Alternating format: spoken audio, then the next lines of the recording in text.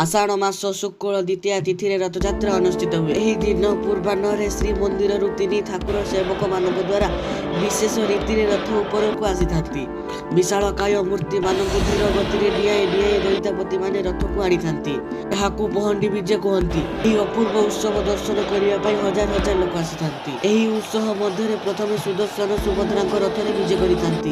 ଏହାପରେ ସୁଭଦ୍ରା, ବଡ଼ ଠାକୁର ବଳଭଦ୍ର ଓ ଜଗନ୍ନାଥ ପହଣ୍ଡି ବିଜେ କରି ରଥ ଉପରକୁ ଆସିଥାନ୍ତି। ପରେ ଛେରା ପହଁରା କାର୍ଯ୍ୟ ଆରମ୍ଭ ହୁଏ।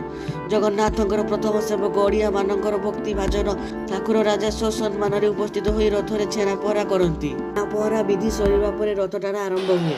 ଏହି ସମୟରେ ରଥରେ ଦଉଡ଼ି ବନ୍ଧା ହୁଏ। ହଜାର ହଜାର ଲୋକ ରଥ ଦଉଡ଼ି ଧରିଥାନ୍ତି। ପ୍ରଥମେ ବଳଭଦ୍ର, ଦ୍ୱିତୀୟରେ ସୁଭଦ୍ରା ଓ ଶେଷରେ ଜଗନ୍ନାଥଙ୍କ ରଥ ଟଣାଯାଏ। ରଥ ସମ୍ମୁଖରେ ଭକ୍ତମାନଙ୍କର ନୃତ୍ୟ, ସଂକୀର୍ତ୍ତନ ଓ ହରିବୋଲ ଧ୍ୱନିରେ ସମଗ୍ର ପରିବେଶ ମୁଖରିତ ହୋଇଥାଏ। ରଥ ତିନୋଟି ସନ୍ଧ୍ୟା ସୁଦ୍ଧା ଗୁଣ୍ଡିଚା ମନ୍ଦିର ପର୍ଯ୍ୟନ୍ତ